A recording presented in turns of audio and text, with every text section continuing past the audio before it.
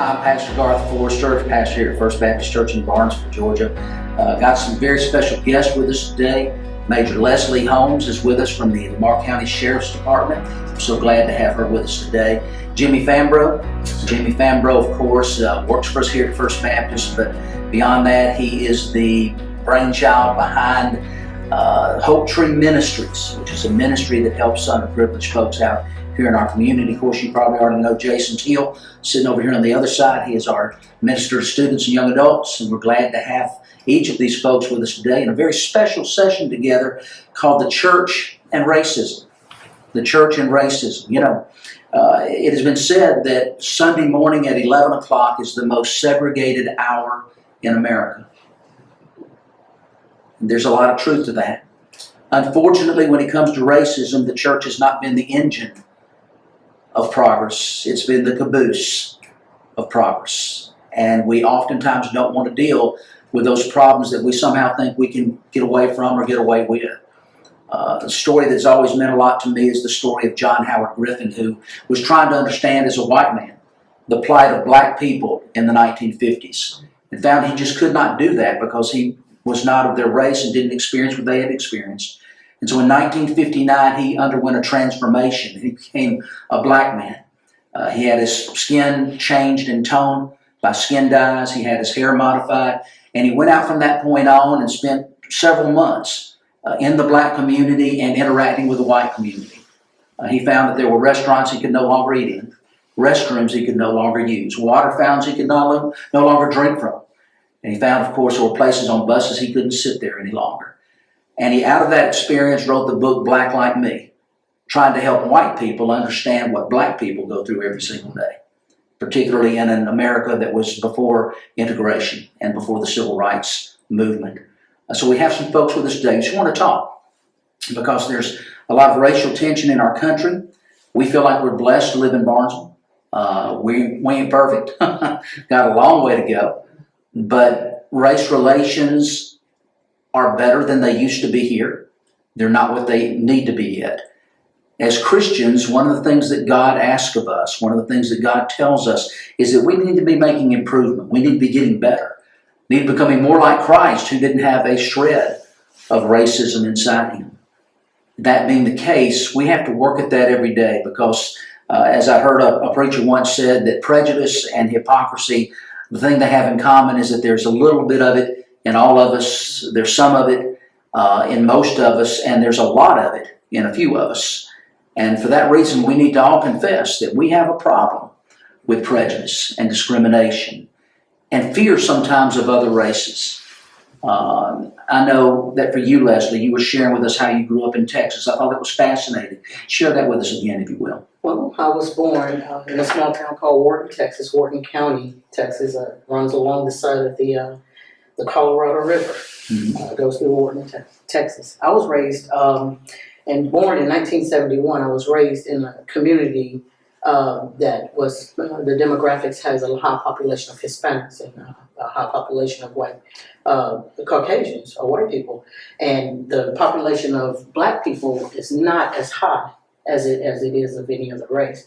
But due to the fact I was born in 1971, I attended public school around 1975 at age 4. And so once I started going to school, the children that I was exposed to and the children that I played with and ate lunch with and were in class with, I had Hispanic teachers, and some of the students were Hispanic and also white children. And so I was exposed to a lot of different backgrounds and ethnic backgrounds while being raised when I was at school. Now, when it comes to being raised at home and where you attend church and how you interact with your family, we were raised on the other side of the tracks. I was raised on the other side of the tracks. And everybody knows in the United States of America, there is an other side of the tracks. And when you say the other side of the tracks, it's usually going to be a side of the tracks when you cross the railroad tracks. It's going to be an area where mostly minorities live, black people or Hispanic or whatever the demographics is. But I was raised on the other side of the tracks. I was raised by a single mother who had 4 children, and we lived in poverty. And I don't know if there's a better way to describe, we lived in poverty. Sometimes there was food home, and sometimes there wasn't. My grandmother had a big family, and so my aunts, uncles, brothers, and my mother's brothers, and nieces, even nephews, we all attended church together. And so, to a degree, we took care of each other together. But I know poverty when you're home. I know poverty when you're at church. I know to not have enough. I know that there just simply wasn't always what we thought we not only wanted, but sometimes some of the bare necessities of what you needed wasn't there. But then when I got on the bus and go to school and was exposed to many other children, sometimes going, in high school years, going home with them or visiting with them after basketball practice and hanging out with other friends of other backgrounds and races, I would sometimes see, their bedroom or even their house would be bigger than 3 of the houses put together in my neighborhood. They always had new school clothes and new book bags, and for the most part, what we had always seemed to be, for lack of better words, the worst of the worst. And so that's how I was raised, but I was also raised with a lot of integrity. I was raised to trust God. I was raised to, no matter how tough, you do what's right. What's right may not be easy, but you do what's right. And so with that foundation of Christ and foundation of God and doing what's right, and that instillment of integrity that was pounded into me and not only told to us, but also lived in front of me. Yeah. My mother talked about God in Christ, and then she lived God in front of me. Her purse was very heavy. I used to ask, why is your purse always so heavy? She has a huge Bible in that purse. I mean, that thing was heavy. And bring me my purse, girl. That thing's got my Bible in there. Mama, why your purse so heavy? But she lived God in front of us, and she taught us, a woman who's coming out of a time when the color of her skin was just not accepted. Mm-hmm. She taught us to trust in God and instill that integrity into us and that do right inside of us, and then live it in front of us. And that's how I was raised. And now I'm here in Barnesville, Georgia, in Lamar County, with that still possessing that instillment of integrity and do what's right and stand on the foundation of Christ. Yeah. When we were talking a little bit earlier, and I shared with you my background, born in 1955 in Birmingham, Alabama, pre-integration Alabama. Alabama was rather slow becoming integrated, and my father was a fireman. He was involved in some of the marches in Birmingham. Don't know what part he played, but as a member of the Birmingham Fire Department, he was ordered by the mayor to disperse the protesters, disperse those that were marching. I mentioned the idea that I grew up not very far from the 16th Street Baptist Church, where the bomb killed 4 young black girls.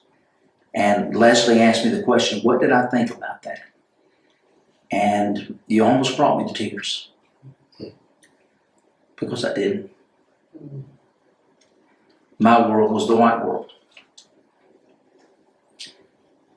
And we were on the other side of the tracks.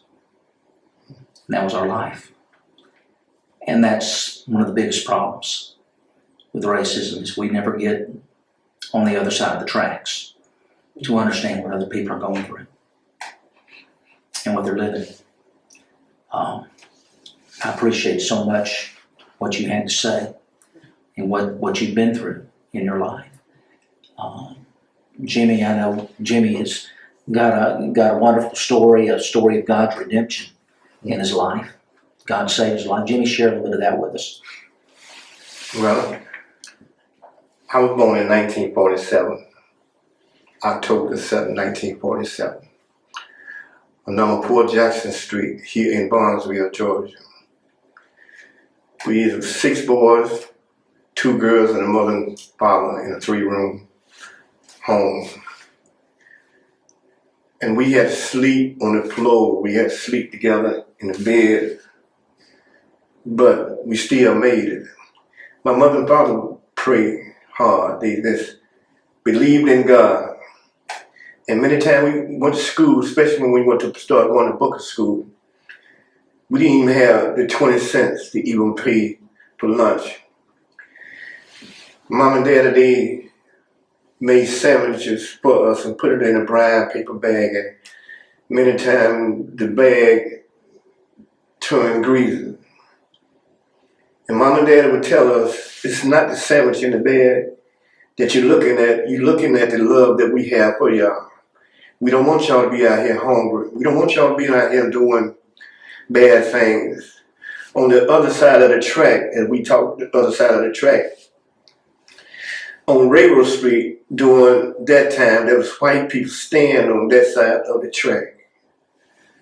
And many times, we wasn't even was able to go and speak with them, play with them. We can't say nothing to them because we was black on this side. But keep on trusting and keep on believing in God. God would take something out of nothing and make something out of it. I am a living witness of that because I went into the streets when I was 13 years old. And many times we didn't have Christmas, we didn't have no toys, we didn't have nothing to play with. But on the same token, Mama and Dad would teach us about Jesus. My problem was about Jesus, how come he won't answer the prayer now? The reason why he didn't answer prayer at that time, it wasn't time for him to answer the prayer. We teach us to trust in God and believe in God. Mr. Hardy Pope, he had a store on Railroad Street. He had a washerette on Railroad Street. And many Saturday night, the Ku Klux Klan would come up Mill Street, turn down Railroad Street, and burn crosses at his place. I couldn't figure it out because there was whites staying there, and he was there. Why were they doing that? I couldn't figure it out. But after I grew older, I could understand when white began to care for blacks, there's white don't want them to care for blacks. When we had to ride here in Barnesville, they tore up all the lights on Mill Street. When cars was coming up Mill Street, they threw bricks and bottles all in the cars. They hurt people, especially white people, they hurt them. But I asked the question, why? When these people didn't do anything to you, why hurt them? Why hurt anybody? How come you just go out and hurt people that they're not doing anything to you? Well, they answered me in their own way, and so I left it alone. I went on. Did I act up? Yeah, I did act up. I got in trouble. I got in a world of trouble. But there go again. I had somebody to pray for me. Not only pray for me, I prayed for myself. I truly believe in God. I believe that God can take nothing to make something out of it. I believe that if you hold on to God's hand, God will hold on to your hand.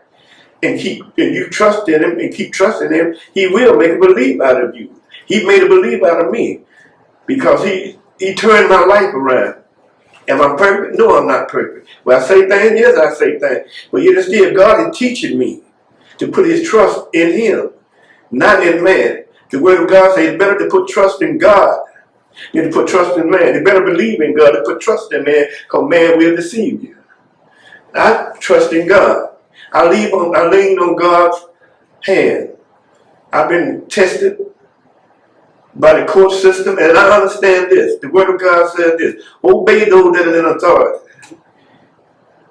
Each time that I had to face a judge, each time that I was locked up, they didn't send no letter. They didn't send no invitation to come to jail. They didn't send no invitation to come to court. I broke the law, and I had to end up in jail or in trouble. But on the same token, that same God was a lawyer for me. He got me out. I got sick with cancer, stents in my heart, been cut, been shot. But yet still, God said, I'm going to make a believe out of it. And not right now, I believe that God can take nothing to make something out of it. I am a living witness. We didn't have, like I said, we didn't have Christmas. We didn't have Sometimes we didn't have Thanksgiving dinner. We didn't have this. But that's the reason why when I go out to the jail and I speak to the brothers and sisters at the jail out there, I tell them I'm coming here to tell you my story, but you won't make the same mistake that I have made. When you get out, you come and see me. I come out here to see you. When you get out, come to see me. But we can work together. In this life that we're living in, we got to come together as one. Because the Word of God said this, out of one blood come all nations. We the one want to separate the separation from one another. We the one doing this, not God. Yeah, there's some white people that dislike black. Yeah, there's some black dislike white people. This is the way Satan wanted it to be. Satan wants us to be fighting against one another, misusing one another, not trusting one another. Because if Satan get us to fight, not trust each other, he feeling that he's winning in the battle. But the battle is not his. It's the Lord. Amen. Amen, Jimmy. That's exactly right.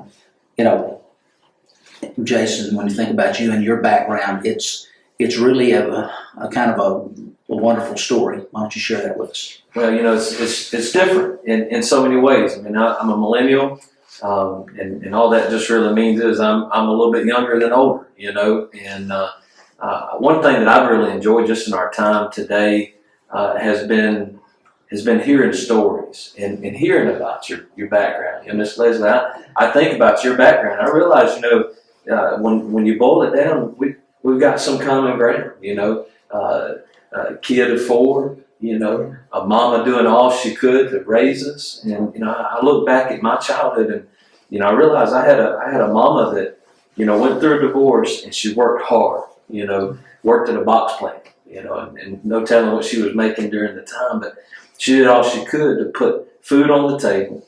And I remember, you know, we kind of grew up in government housing over in Thomaston Gardens. We were back in the, you know, behind there in Northside, you know, and I remember, you know, there were times my mom would just drop me off next door because she had to go to work. And so to know that I lived in a world that I think a lot of people just assume I never experienced. And then I grew up as a young man. I spent time with my friends out in Lincoln Park over in Thomaston. And you know, it's funny, we joke sometimes. Folks can joke sometimes, you know, when it comes to friendship. And, you know, I was the white kid. Everybody wanted to know who brought the white kid, you know. But I remember just as a kid growing up in the 80s and 90s, it was almost like you didn't see a lot of race. You didn't see a lot of color, at least the way I was raised. And what I've come to understand is that it's always been there. You know, Brother Garth, you mentioned that we all kind of have some prejudice in us, whether we realize it or not. It's all been there. And I think, you know, recently what we've heard is we need people to listen. We need people to understand. And then I think sometimes that I get misunderstood, you know, because I did well in high school. I went off to college. Became an educated man, you know, so to speak. I don't know if you call, you know, a B average biology degree an educated man, but I noticed that some people that I grew up with started looking at me differently. I was the same kid they played basketball with, and you know, in the court there in the complex, and now all of a sudden, you know, I went from, you know, family and friend to well, you don't know anything about us. And I thought, no, that's not who I am. And there's so much confusion on that. But I think if we go to the root of it and say, you know, there's a lot more common ground than we realize. And sometimes we have to dig deeper. You know, I asked you earlier about, you know, what are some of the things that we need to hear, that we need to pay attention to. And one of the things you mentioned, Miss Leslie, was that there was almost like this unattainable standard that people feel, and that they're expected to live up to that standard, and then they'll be accepted, then they'll be considered equal. And it's a shame for anybody to feel like that, but I can't help but think that's exactly what the gospel does for everybody. It tells us, it reminds us that there's a standard set for us that we can't attain. And the only manner of receiving that standard, getting to that standard, is through the work that Christ did on the cross. And you know, so if we had nothing in common But if we dug deep enough, we'd realize all have sinned and fall short of the glory. We all have that common ground at the foot of the cross, and that binds us together more than we can even imagine. And so I lived it was almost a dual life. I grew up the first 8 years of my life in a world that a lot of people live in, poverty. And I remember staying with some of my friends, and back then they sold 3-liter Cokes. I don't think they do 3 liters anymore. I've seen one of those in a long time. But yeah, I mean, but I remember, going to some of my friends' houses, and they would have a 3-liter Coke, and there might be a bag of chips, and that was it. And I remember spending the night and laying in the floor. We'd play games, all that kind of stuff as kids. But I remember laying on the floor and watching roaches, crawl across the room, and I thought, why? And now, I'm a daddy. I've got 4 little girls, and we've done everything we could to give them everything that we didn't have. But it's the same heartbeat that everybody wants. We all want our kids to have what we should have. We all want them to be successful. And so, I look at it and, I've seen the gambit. We moved out into suburbia and became a middle-class white family, so to speak. And but I grew up in a time when it felt like it had not been an issue. Yeah. And I think a lot of that was because a lot of people ignored the issue. We weren't listening. Yeah. And if I will, brother, I just, I shared with you, Pastor, just the other day, I've been reading Mark chapter 3. And Mark chapter 3, there's an encounter where Jesus has gone to the synagogue, and he's being about Jesus' business. He's fixing to do something illegal on the Sabbath. That's the tone. And he goes into the synagogue. And he notices a man with a withered hand, and he notices that the Pharisees, that the Sanhedrin, that has a special place in the synagogue. They get to sit and watch everybody else from their special place. He notices that they're watching what's happening, and Jesus calls the man with the paralyzed hand to come stand in the middle of the room. Like, I'm fixing to do something I want these people to watch, and I want them to see. Here it is, and then he looks at the Pharisees who were watching him in hopes of finding a way to accuse him. That's the only thing they worried about. We're going to catch Jesus in the act. And Jesus says, is it permitted? Is it lawful for me to do good or to do evil? Is it lawful, or is it good to save a life or kill a life? And that phrase, it spoke to the attitude in the room. Jesus was there to change people's lives, and the Pharisees were there only focused on dealing with Jesus.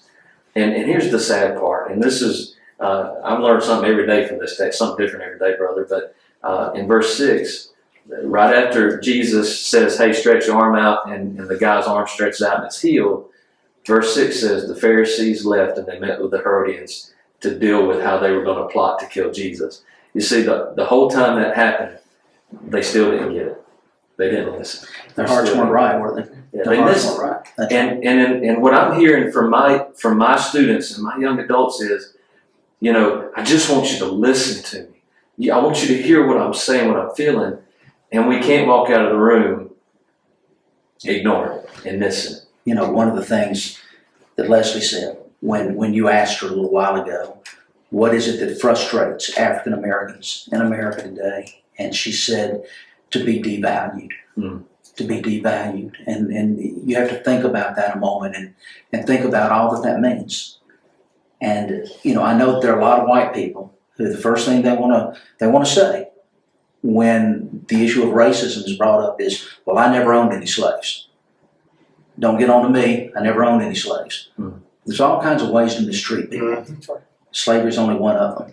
And when you devalue another human being, you are mistreating that human being.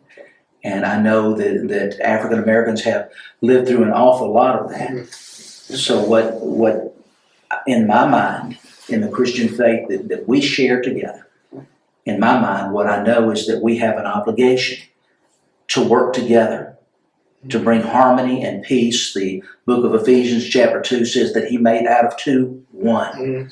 We're to bring solidarity and unity to one another.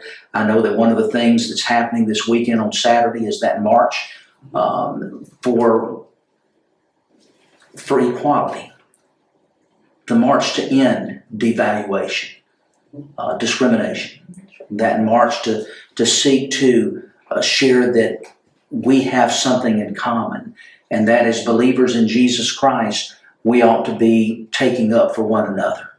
We ought to be concerned about each other's issues and each other's concerns. And so as we come to that time and think about that, I know a number of us here at First Baptist want to march with you, with that group, because we want to show our love for you, our solidarity with you, and our unity, that we're not what we ought to be until we learn that every human being deserves to be valued, not devalued. That's right. And Jason has been invited to have a prayer at that time, and I'm excited about that. Amen.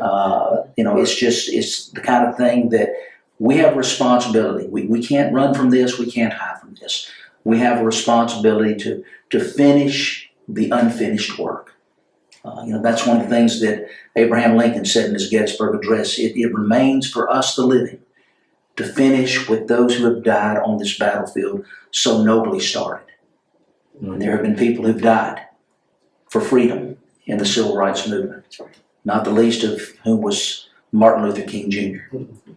We need to understand we still have responsibilities as believers in Jesus Christ to try to finish in the hearts and minds of people in this country, but especially of people in the church, to be able to say all of us are created equal before God, and we deserve to be treated right. And that's what this is really all about. That's right. We cannot have that prejudice, we cannot have that racism in our hearts and still please God. There's no place for it. And we have to be willing to say goodbye to that as Jesus Christ changes us from moment to moment.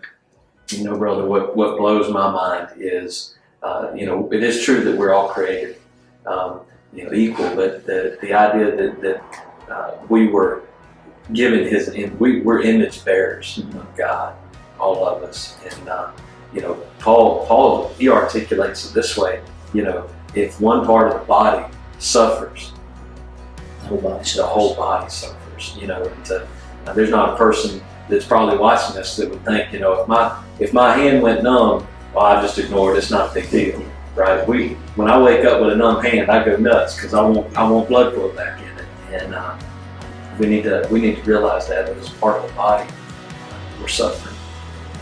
We need to live out the gospel call. Jimmy mentioned it in our conversation earlier, the Great Commission that God has called us to make disciples of all nations, so that they might realize, hey, I need Jesus. I want him to change my life. Bear one another's burdens and so fulfill the law of Christ. The law of Christ is a law of love, and we cannot rightly serve him and obey him if we're not loving one another. So thank you for joining us today. This is the first time we've ever done anything like this. It shouldn't be the last, but it's the first time we've done anything like this. And I want to thank you for being a part of this time together. And I hope that those of you who are listening to what we've talked about this afternoon will make some commitments in your own heart and your own life. Kindness, such a simple word, but what an impact it makes in people's lives. Try a little kindness. It goes an awful long way. Thanks, and God bless you.